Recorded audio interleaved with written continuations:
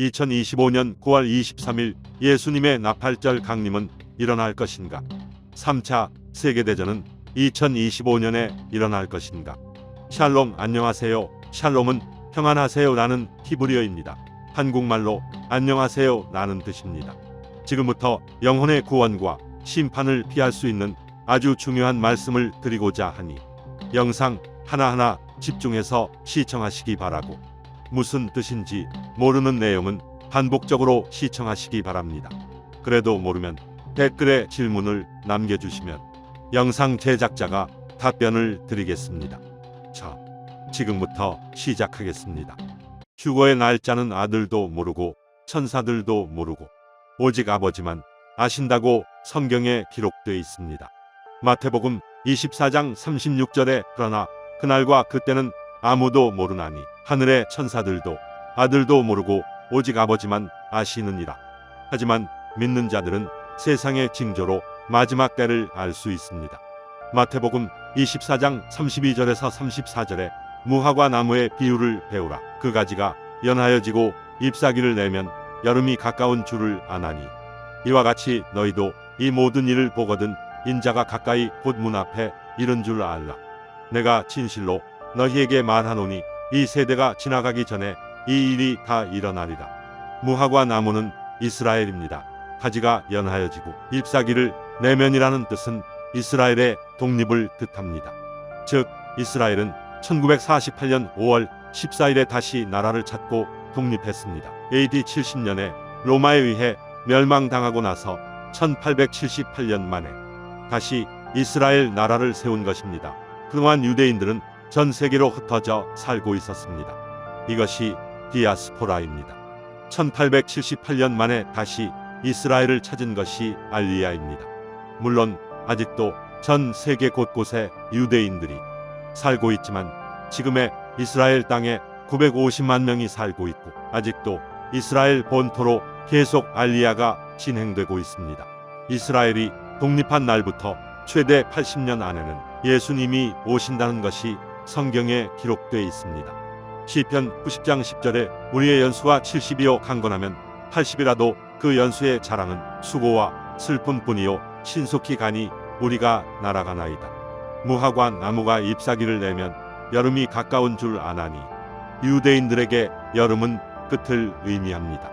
예수님께서 이 세대가 지나가기 전에 이 일이 다 일어나리라는 뜻은 한 세대가 길어야 시편에서 80년을 의미하기 때문에 1948년 5월 14일부터 시작해서 80년 후면 2028년 5월 14일까지입니다. 올해가 2025년 8월 26일이니까 약 2년 9개월 남았습니다. 이 영상을 내년 5월에 보는 사람들에게는 2년이 남은 셈입니다. 이젠 다 왔습니다. 올해 예수님이 오셔도 전혀 이상할 게 없고 내년에 오셔도 전혀 이상할 게 없습니다. 예수님께서는 이스라엘 독립 후부터 80년 안에는 아무 때나 오실 수 있다고 말씀하셨고 공중 강림 명령은 하나님께서 하셔야 예수님이 오시는 것입니다. 그러면 왜 이렇게 예수님이 더디 오실까요? 아직도 예수님의 십자가를 믿지 않은 사람들이 있어서 마지막까지 단 한 명이라도 회개하고 구원받을 수 있는 기회를 주는 것입니다. 그래서 믿는 사람들에게는 예수님이 더디 오실 수 있으므로 졸지 말고 매일 기도하며 깨어 있으라고 말씀하십니다. 휴거의 날짜를 말하는 사람은 100% 거짓 예언가이자 사이비입니다. 휴거의 날짜를 아는 사람은 지구상 단 한 명도 없습니다. 다만 믿는 사람들은 세상의 징조로 예수님께서 언제 오실지 예측을 할 뿐이지 정확한 날짜는 아무도 모릅니다. 성경 말씀에 근거해서 예측한다면 오늘 현시 전부터 약 2년 9개월 안에 아무 때나 예수님이 공중 강림할 가능성이 크다는 뜻입니다. 너무나 임박했다는 뜻입니다. 3년도 안 남았습니다. 이젠 카운트다운이 시작됐습니다. 그래서 믿는 자들은 해마다 나팔절 때 예수님이 오실 가능성이 가장 크다고 믿고 있습니다. 틀린 말은 아닙니다. 올해가 이스라엘 독립한 지 77주년 해입니다. 성경에서 7은 완전수로서 완성과 심판의 두 가지 뜻이 동시에 작용됩니다.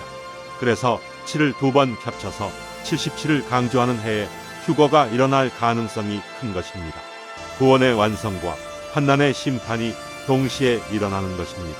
2025년 9월 23일 나팔절 때 휴거가 일어날 수 있는 가능성이 큽니다.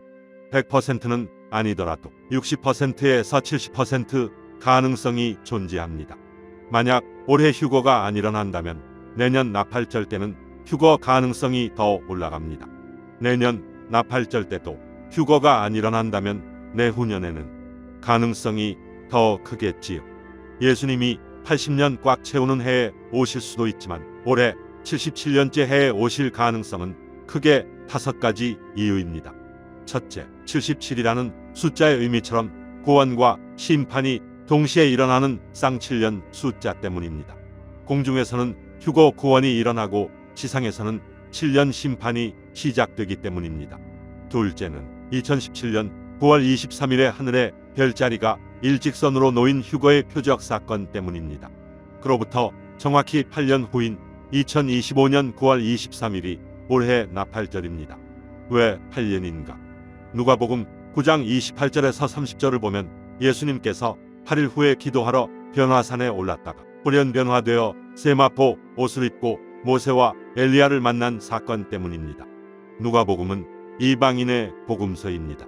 마태복음, 마가복음, 요한복음은 유대인의 시각에서 쓴 복음서이지만 누가복음은 이방인의 시각에서 쓴 복음서입니다.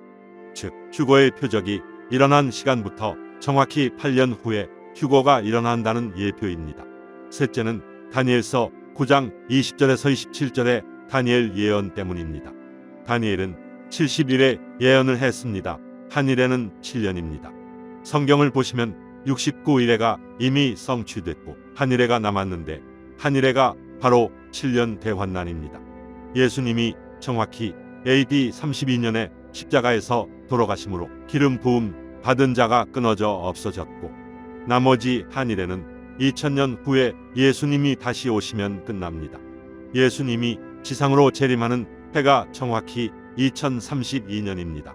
예수님은 7년대 환난이 끝나야 지상으로 재림하심으로 2032년에서 7년을 빼면 2025년이 휴거가 일어날 가능성이 가장 큰 해입니다. 넷째는 올해가 70번째 희년입니다. 유대인들은 50년마다 희년을 만들었습니다. 희년이란 뜻은 뿔나팔솔이라는 뜻이고 나팔을 불어 자유의 기쁨을 선포하는 해라는 뜻입니다. 즉, 자유의 기쁨을 선포하는 뜻은 이방인들에게는 휴거라는 예표입니다. 다섯 번째는 지금 한창 전쟁 중인 이스라엘과 중동 전쟁에서 7년 평화 조약이라는 말이 나오고 있습니다. 물론 3차 세계대전이 일어나고 나서 맺어지는 평화 조약이지만 이 모든 것이 2025년을 가리키고 있으며 정확히 9월 23일로 집중이 됩니다. 휴거의 예언을 환상이나 하나님으로부터 직통계시나 꿈으로 봤다는 사람들 말은 믿지 마십시오. 이런 사람들은 전부 극히 주관적인 판단으로 신빙성이 없으며 허구입니다. 기도나 말씀, 묵상 중에 성령의 감동으로 휴거의 예언을 하는 사람들 말을 믿으세요. 그리고 여러분이 다니는 교회 목사님들 말씀을 전적으로 믿어서도 안 됩니다. 지금은 성도님들 각자가 성령의 감동으로 깨닫는 것만 믿으시면 됩니다. 휴거 사건이 일어나면 대부분의 목회자들은 이 땅에 남겨집니다. 휴거에 올라가는 목회자는 극히 일부분임을 잊지 마십시오. 오로지 하나님 말씀만 믿고 묵상하고 기도하며 매일 성령의 인도함과 가르침에 따르십시오. 교회 목사들이 여러분들의 영혼을 책임져 주지 않습니다. 목사를 보고 교회를 다니지 말고 영과 진리가 살아있는 교회를 다니십시오. 교회 나가기 어렵거나 곤란하다면 집에서 매일 성경 읽고 기도하며 찬송 부르며 매일 성령 충만하게 사십시오. 지금 당장 올해 나팔절까지는 30일도 채 안 남았습니다. 먼저 올해 나팔절 휴거를 철저히 준비하십시오. 만약 올해 휴거가 안 일어난다면 내년에는 더 확률이 높으니 앞으로 길어야 2년 9개월만 참고 인내하며 준비하며 깨어있으면 반드시 휴거됩니다. 그러면 대략 휴거 시기를 알았으니 이젠 휴거 되려면 어떻게 준비해야 하는지 말씀드립니다. 유튜브나 교회에서 목회자들이나 유튜버들은 휴거 날짜만 예측을 할 뿐이지 어떻게 준비해야 혼인잔치에 들어가는지는 설명하는 사람들이 없습니다. 휴거가 코앞에 다가왔는데 대부분 교회 목회자들은 일반적인 설교만 하고 있습니다. 이런 교회는 전부 7년 대환난으로 들어갑니다. 하나님이나 예수님을 아예 믿지 않는 사람들이 휴거 안 되는 것은 당연하고 억울하지도 않지만 평소 교회 잘 다니거나 집에서 나름대로 열심히 신앙생활을 해오던 사람들이 휴거가 안 되면 정말 참담하고 억울하고 분통하고 이를 갈 수밖에 없습니다. 성경에도 이를 잘 표현한 구절들이 많습니다. 벼락치기 신앙생활을 해도 구원받습니다. 제일 먼저 해야 할 것이 회개 기도입니다. 주변에 시선이고 나발이고 그런 거 신경 쓰지 마십시오. 천국 아니면 지옥 가는 마당에 주변의 시선 따위는 개나 줘버리세요. 회개기도 하는 방법은 이렇습니다. 가능한 한 가장 방음이 잘 되는 방이나 기도실이나 골방이나 산속이나 차 안에서 1시간에서 3시간 기도할 각오로 기도하세요. 내가 태어나서 기억이 나기 시작하는 어린 시절부터 지금까지 살아오면서 지은 죄를 모두 하나님께 자백하고 뉘우치고 용서해달라고 기도하세요. 이게 회개기도입니다. 회개기도는 무조건 엄청난 눈물을 쏟아냅니다. 화장지, 수건, 물을 준비하고 핸드폰은 무음으로 설정해놓고 가족이나 급한 전화는 미리 조치를 다 취해놓고 기도하세요. 첫날에 회개기도를 완벽하게 할 수 없습니다. 아무리 기억해 낼래도 기억이 안 나는 죄들이 있습니다. 그냥 넘어가고 기억나는 죄들만 회개하세요. 그리고 다음 날도 마찬가지로 회개기도합니다. 이렇게 몇 번만 하면 내가 태어나서 지금까지 지은 죄는 거의 다 회개가 끝납니다. 그러고 나서 매일 기도할 때는 내가 그날그날 살면서 지은 죄를 회개하면 됩니다. 과거의 죄는 이미 다 회개했기 때문에 하나님께서는 용서해주고 다신 죄를 기억하지 않는다고 하셨습니다. 이제는 매일매일 짓는 죄만 회개하면 됩니다. 혹시나 기도 중에 과거의 죄가 생각나거든 바로 회개하면 됩니다. 오늘 내가 회개했다고 내일 죄를 안 짓는 게 아닙니다. 인간은 육신을 입고 살기 때문에 누구나 매일 죄를 짓습니다. 행동으로 짓는 죄, 마음과 생각으로 짓는 죄, 입으로 짓는 죄 모두 회개해야 합니다. 나는 너무 거룩해서 회개 기도할 게 없다는 사람은 100% 거짓쟁이입니다. 그래서 성경에는 매일 기도하라는 것이고 매일 회개 기도하라는 것입니다. 목사님들도 성도들과 똑같습니다. 집에서 사모님과 매일 부부싸움하고 세속적으로 살기 때문에 설교가 끝나면 죄 짓는 것은 똑같습니다. 어떤 목사들은 방언을 해야 구원받고 성령 세례를 받아야 구원받는다고 말하지만 이건 전부 잘못 가르치고 있는 목회자들입니다. 방언을 해도 구원 못 받는 성도가 있고 방언을 못해도 구원받습니다. 성령을 받은 목회자들에게 안수를 받아야 성령 세례를 받는 것이라고 착각하면 안 됩니다. 성령 세례는 내가 말씀 보고 기도하는 중에 성령이 감동되어 충만해지면 내 마음속으로 성령이 들어와 충만해지는 것이 성령 세례를 받는 것입니다. 꼭 안수를 받아야 성령 세례를 받는 것이 아닙니다. 내가 혼인잔치에 들어가려면 즉 휴거 되려면 늘 성령 충만한 상태를 유지하면 됩니다. 성령 충만 상태는 제일 먼저 회개 기도를 하며 말씀 보고 묵상하고 찬송 부르면 늘 성령이 충만한 상태가 되는 것입니다. 기도를 게을리하고 말씀도 안 보면 성령이 내 마음속에서 점점 소멸해 갑니다. 이를 영적으로 잠자거나 졸고 있다는 표현입니다. 이런 상황에서 예수님이 강림하시면 휴거가 안 됩니다. 바쁜 생활 속에서도 시간을 내서 기도하고 말씀 보는 습관을 잘 들여놔야 합니다. 그리고 성도들은 술, 담배를 멀리하고 음란을 멀리 하십시오. 분냄과 시기와 질투와 떠듬도 멀리 하십시오. 전부 죄입니다. 매일 9가지 성령의 열매, 사랑, 희락, 화평, 충성, 온유, 절제, 오래 참음, 자비, 양선을 실천하려고 노력하십시오. 9가지 열매 중에 단 한 개라도 열매가 있어야만 쭉정이나 가라지나 열매 없는 무화과 나무가 안 됩니다.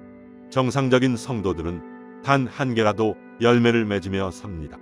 9개 열매 중에 단 한 개도 열매가 없으면 다른 말로 표현하면 단 한 개라도 실천하지 않으면 휴거가 안 됩니다.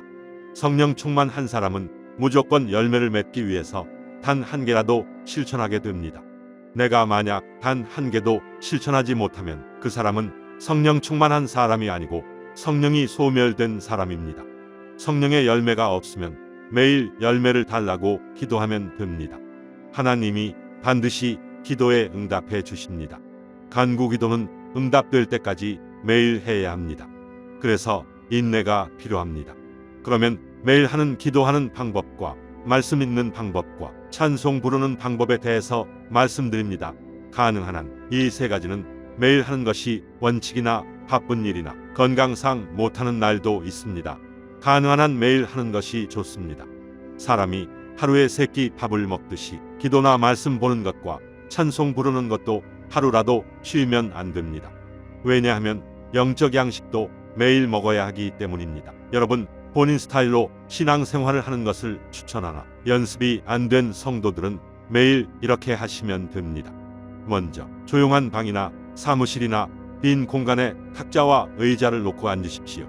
가능한 한 의자에 앉아서 하는 게 좋습니다. 양반 다리로 바닥에 앉아서 하면 시간이 지날수록 허리랑 다리에 쥐가 나서 예배에 집중이 안 됩니다. 바쁜 사람들은 조용한 곳에 차를 주차시켜 놓고 차 안에서 해도 됩니다. 탁자와 의자에 앉아서 예배드릴 것을 추천합니다. 제일 먼저 할 것은 성경책을 읽는 것입니다. 읽기 전에 간단히 이렇게 기도하십시오. 하나님 아버지, 지금 이 시간 성경 말씀을 읽고 영과 진리로 예배드리고 찬양 올립니다. 주님 홀로 영광 받으시옵소서. 예수님의 이름으로 기도합니다. 아멘. 그러고 나서 성경책을 읽습니다. 지금은 벼락치기 신앙생활과 성령 충만을 유지해야 하기 때문에 신약부터 정독을 하시기 바랍니다. 마태복음부터 요한계시록까지 읽는데 최소한 매일 3장 이상은 읽으십시오. 정독보다 더 정밀한 초정독을 하십시오. 그렇다고 성경 구절을 외우라는 것이 아닙니다. 성경을 읽으면서 이해를 해야 합니다. 성경은 한 번 읽어서 이해가 안 가는 부분이 많습니다. 여러 번 반복적으로 읽어서라도 이해를 하면 다음 장으로 넘어갑니다. 성경은 반드시 주석이 있는 개역개정 성경책이나 새 번역 성경책을 보시기 바랍니다. 킹제임스 성경이나 어려운 성경책은 보지 마십시오. 믿음의 분량대로 본인들이 정해서 읽으면 됩니다. 단 꼭 3장 이상은 읽어야 합니다. 성경을 3장 이상 읽으면 그만 멈추고 내가 읽은 성경 내용에 보면 찬송가 페이지가 적혀 있습니다. 성경 내용과 관련된 찬송가를 최소 1개에서 3개 정도 부르십시오. 요즘 스마트폰에 무료로 찬송가를 들려주는 앱이 많으니 다운로드하여서 들으면서 같이 찬송가를 따라 불러야 합니다. 어느 교회는 찬송가는 안 부르고 복음성가나 CCM만 부르는데 찬송가가 가장 은혜를 많이 받습니다. 찬송가를 다 부르면 가장 중요한 기도를 해야 합니다. 기도하기 전에 왜 성경 읽고 찬송가를 부르는 이유는 성령이 충만한 상태에서 기도해야 기도가 잘 되기 때문입니다. 물론 너무 바쁜 사람들은 다 생략하고 기도만 해도 되지만 하나님이 원하시는 것은 3가지 다 하기를 원합니다. 그래야 은혜를 많이 받습니다. 기도는 이렇게 하십시오. 중언부언하거나 같은 말 계속 반복하거나 간구기도만 하면 은혜가 되지 못합니다. 기도 순서와 기도 내용을 알려드립니다. 매일 이렇게 하시길 바랍니다. 첫째, 기도하기 전에 마태복음 6장 33절에서 34절을 읽거나 외운 것을 말하십시오. 그런즉 너희는 먼저 그의 나라와 그의 의를 구하라. 그리하면 이 모든 것을 너희에게 더하시리라. 그러므로 내일을 위하여 염려하지 말라. 내일 일은 내일이 염려할 것이요. 한날의 괴로움은 그날로 족하니라. 둘째, 사도신경을 고백합니다. 외운 사람은 기도처럼 말하면 되고 외우지 못한 사람은 보고 읽으면 됩니다. 셋째, 성부 기도를 합니다. 하나님 나라와 의를 구합니다. 라고 말하고 지금부터 영원히 하나님 아버지를 찬양하며 홀로 영광 받으시옵소서. 예수님의 이름으로 기도합니다. 아멘. 넷째, 성자 기도를 합니다. 예수님의 십자가의 보혈의 피로 저희들의 원죄를 다 씻어주시고 구원해 주신 은혜에 감사드리며 예수님의 이름으로 기도합니다. 아멘. 다섯째, 성령 기도를 합니다. 오늘 성경 읽은 것 중에서 가장 감동받은 구절을 얘기하며 절대적 믿음과 절대적 순종과 절대적 충성으로 매일매일 하나님 아버지가 원하시고 기뻐하시는 삶을 살게 하옵시고 매일 주님께 영광 돌리는 삶을 살게 하옵소서. 예수님의 이름으로 기도합니다. 아멘. 여섯째, 회개 기도를 합니다. 자신이 매일 지은 죄를 회개합니다. 회개하기 전에 하나님 아버지께 회개의 영을 내려 달라고 기도하고 나서 회개 기도 시작합니다. 예를 들겠습니다. 하나님 아버지, 이 시간 회개합니다. 회개의 영을 내려 주시옵소서. 오늘 제가 남을 미워했고 비판했고 욕했습니다. 회개합니다. 용서하여 주시옵소서. 오늘 제가 돈과 재물을 사랑했습니다. 회개합니다. 용서하여 주시옵소서. 오늘 제가 세상 즐거움과 쾌락을 쫓았습니다.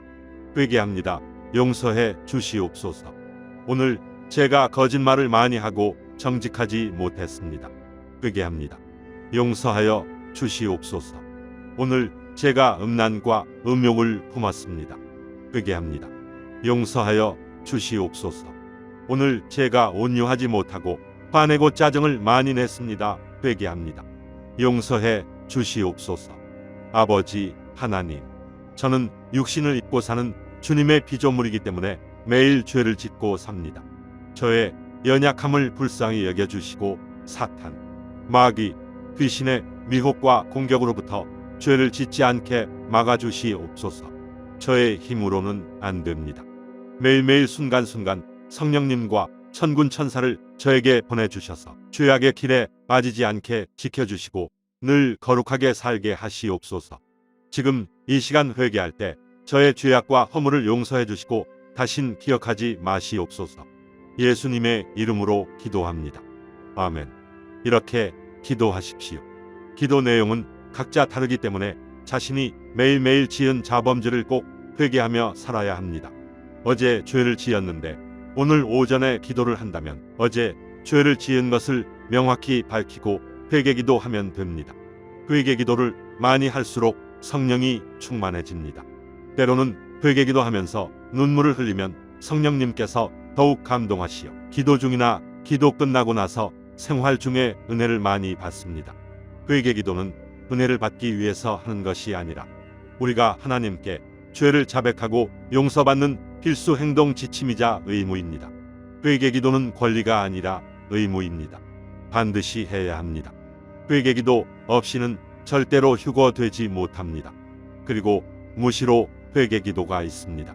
우리가 생활하면서 나도 모르게 죄를 지으면 바로 그 자리에서 회개기도 하면 됩니다. 꼭 격식을 갖추고 기도 시간에만 하는 것이 아니라 운전하면서, 걸으면서, 앉으나 서나 아무 때나 아무 곳에서나 마음속으로 조용히 읊조리며 회개 기도를 하면 됩니다. 이것이 잘 훈련된 성도들은 성령이 항상 충만한 상태가 유지됩니다. 이 상태가 바로 휴거될 수 있는 최적의 상태입니다. 아주 중요한 포인트입니다. 일곱째, 감사 기도를 합니다. 주님의 은혜로 좋은 일이 생겼거나 또는 주님의 은혜로 집안의 우환이나 사건, 사고를 막았다면 반드시 감사기도 해야 합니다. 내가 돈을 버는 것도, 매일 일용할 양식을 먹는 것도, 내가 명예를 얻는 것도 다 주님의 은혜로 되는 것이기 때문에 매일 감사기도를 해야 합니다.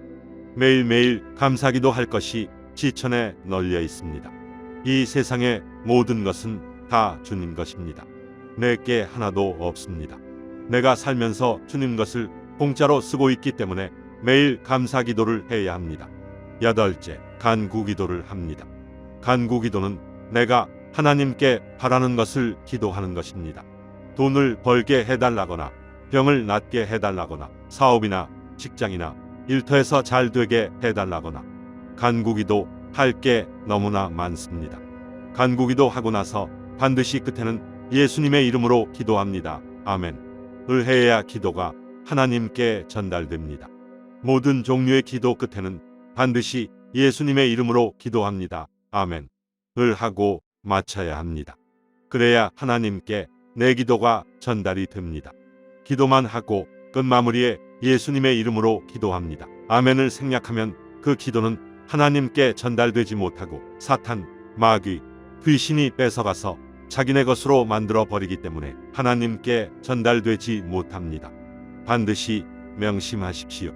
간구기도는 정말 많습니다. 리스트를 A4 용지에 순서대로 적어서 간구기도가 실현될 때까지 매일 기도해야 합니다. 하나님은 바로 응답 주시지 않습니다. 기도하는 사람의 인내와 마음의 중심을 보시기 때문에 매일 진심으로 기도하면 언젠가 반드시 이루어집니다. 짧게는 몇 분이나 몇 시간이나 며칠, 길게는 몇 년 후나 몇십 년 후에 간구기도가 이루어지는 경우가 많습니다. 포기하지 말고 매일 기도하면 반드시 이루어집니다. 단 내가 정욕으로나 죄악으로 쓰려고 하는 기도는 포기하십시오. 하나님이 응답을 안 하십니다. 이런 기도는 마귀나 사탄, 귀신들이 응답을 함으로 성도들은 은혜는커녕 시험에 들어서 사이비 종교나 다른 종교로 개종하거나 영적 타락해서 결국 지옥에 갑니다. 아홉째, 서원 기도를 합니다. 서원 기도는 내가 하나님께 약속하는 기도입니다. 예를 들어 하나님이 나의 기도를 들어주시면 내가 하나님께 무엇 하겠다고 약속하는 기도입니다. 서원 기도는 함부로 해서는 안 됩니다. 실제로 성경에는 서원 기도를 했다가 하나님이 기도를 들어주었는데 약속을 안 지켜서 하나님이 그 사람의 목숨을 빼앗아간 사건이 있었습니다. 반드시 지킬 수 있는 약속을 하고 서원 기도를 해야 합니다. 예를 들어 하나님께 복권 1등 당첨되면 10%를 하나님께 헌금하겠다고 약속을 했는데 실제로 1등 당첨되면 약속을 반드시 지켜야 합니다. 만에 하나 10%를 헌금 안 하고 5%를 헌금했다면 서원기도 한 사람은 언젠가 목숨이 끊어집니다. 하나님은 공의와 정의의 하나님이시기 때문입니다. 서원기도는 목숨을 걸고 반드시 지켜야 합니다. 자신 없으면 서원기도 하지 마십시오. 10번째, 중보기도를 합니다. 중보기도는 내가 남을 위해서 하나님께 기도를 하는 것입니다.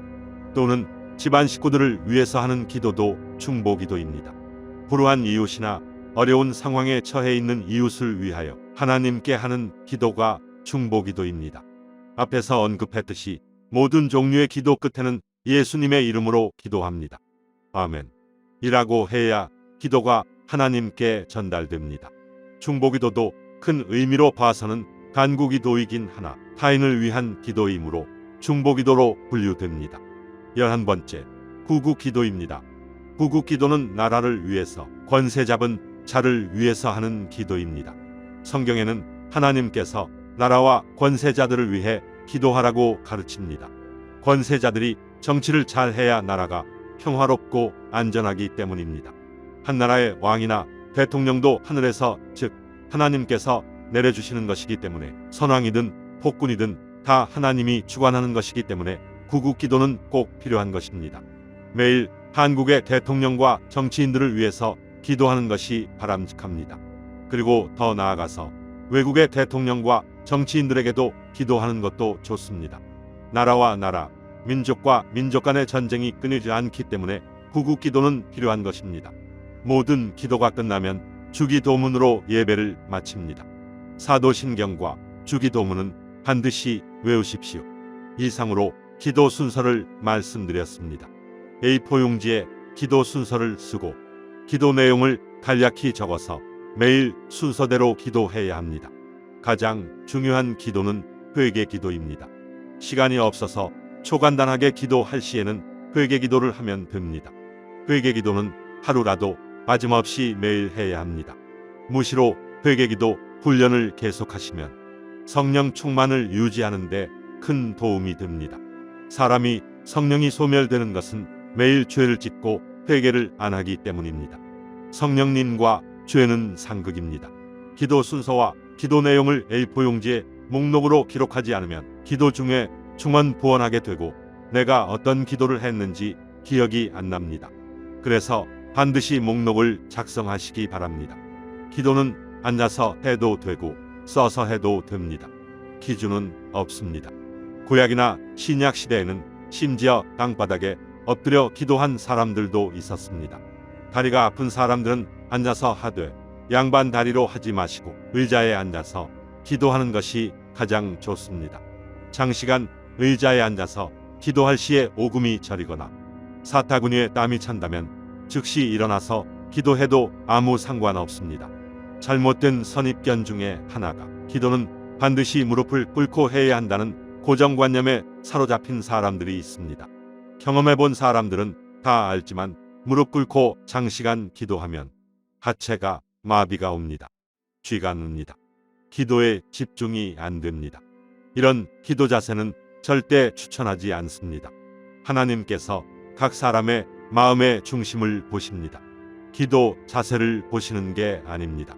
집이나 밖에서 기도할 때 복장은 자유복장이고 규정된 복장은 없지만 속옷만 입고 또는 알몸으로 기도하는 것은 하나님에 대한 예의가 아닙니다. 최소한 가볍고 단순한 옷차림을 하고 용모 단정한 상태에서 기도나 예배를 드려야 집중도 잘 되고 하나님께 예의를 지키는 것입니다. 올해 나팔절 때 예수님이 안 오시더라도 실망하거나 허대하고 기도하는 것을 게을리한다면 생각하지 않은 때에 예수님이 오시면 7년 대환난으로 들어가게 됩니다. 앞에서 언급했듯이 예수님이 오시기로 한 날짜가 약 2년 9개월이 남았다는 사실입니다. 이 안에 언제든지 예수님이 오실 수 있습니다. 올해 안 오시면 앞으로 오실 가능성이 점점 더 커진다는 뜻입니다. 가능성이 줄어든다는 것이 아닙니다. 그래서 항상 깨어 기도하라고 예수님이 살아생전에 모든 사람들에게 말씀하셨습니다. 휴거가 언제 일어날런지 아무도 모르지만 하늘의 진도와 성경 말씀에 입각해서 우리는 휴거 시기를 예상할 수 있습니다. 그래서 남은 시간 동안에 절대적 믿음과 절대적 순종과 절대적 충성으로 휴거를 사모하며 매일 깨어 회개기도하며 예수님 공중 강림을 기다려야 합니다. 즉 혼인잔치에 들어갈 수 있도록 철저한 준비를 하며 살아가야 합니다. 혼인잔치에 못 들어가면 즉 휴거되지 못하면 무조건 7년 대환난으로 들어가야 되고 무조건 순교해야 구원받고 천국 갑니다. 혹자는 매일 회개기도만 하고 살면 되지 않냐? 라고 물어봅니다. 틀린 말은 아닙니다. 하지만 성경도 매일 읽으라는 얘기는 성경을 알아야 하나님 말씀에 매일 순종하며 살 수 있기 때문입니다. 하나님 말씀을 모르면 뭐가 죄인지 뭐가 은혜인지 모르기 때문입니다. 내가 죄를 짓고도 죄인지 아닌지를 모르면 회개를 안 하게 됩니다. 그래서 성경을 읽어야 합니다. 성경에는 죄인지 아닌지를 분명히 알려주고 있습니다. 회개를 하면 성령님이 내 마음속에 들어오시고 내 마음속에서 성령님이 일을 하게 되시고 성령의 열매를 맺게 합니다. 앞에서 언급했듯이 성령의 9가지 열매 중에 단 한 개라도 열매가 있어야 가라지나 죽정이가 안 되고 알곡이 되어 휴거됩니다. 알곡과 죽정이를 구분하는 기준은 성령의 열매입니다. 예를 들어 내가 성령의 9가지 열매 중에 온유를 가지고 있다면 성령님께서 일을 한 것입니다. 성령님께서 일을 한 것이라는 증거는 내가 순종했기 때문입니다. 회개와 순종은 반드시 필요합니다. 회개만 하고 순종을 안 하면 반쪽짜리 회개입니다. 성령님께서 일을 하시기에는 너무 불편한 상황입니다. 그래서 회개와 순종은 반드시 같이 따라 다녀야 합니다. 이건 너무나 중요한 체크 포인트입니다. 예를 들어 어떤 사람은 회개기도는 매일 열심히 하는데 순종을 하지 않아서 하는 행동이나 말투는 변함이 없습니다. 그래서 성령의 열매도 없습니다. 이러면 휴거되지 못합니다. 오늘날 모든 목회자나 사역자들이 회개만 가르칩니다. 회개와 동시에 순종도 가르쳐야 합니다. 그래야 완벽한 회개가 되는 것입니다. 예수님 공중 강림 때 천사들이 열매가 있는 성도들만 골라서 하늘로 데리고 올라갑니다. 열매가 1개가 있든 5개가 있든 9개가 전부 있든 아무 상관없습니다. 열매가 있는 성도들은 전부 하늘로 올라갑니다. 하지만 열매가 한 개도 없는 성도들은 땅에 남게 됩니다.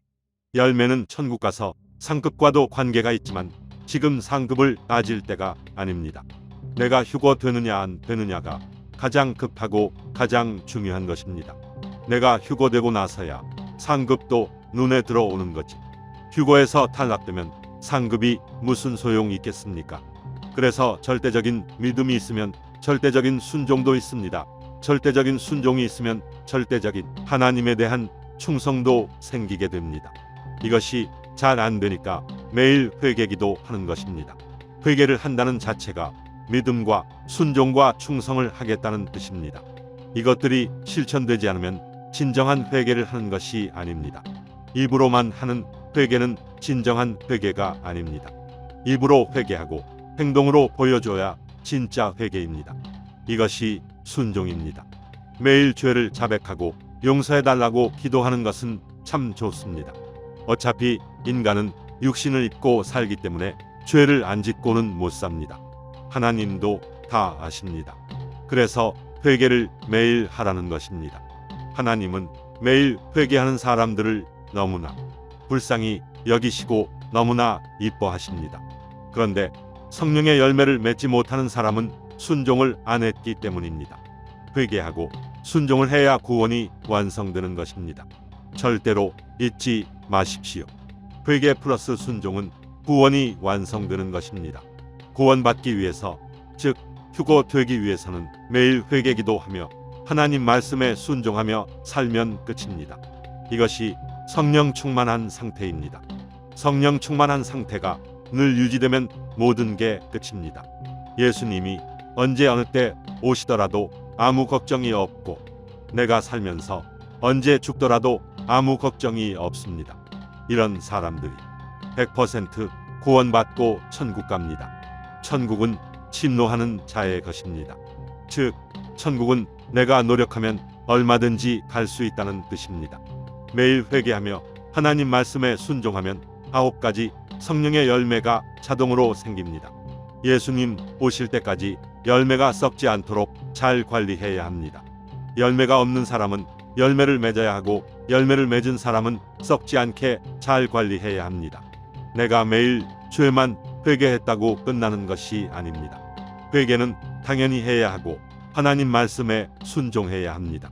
내가 순종했다는 증거는 내 마음속에 성령의 열매가 있는지 없는지를 확인해 보면 금방 압니다.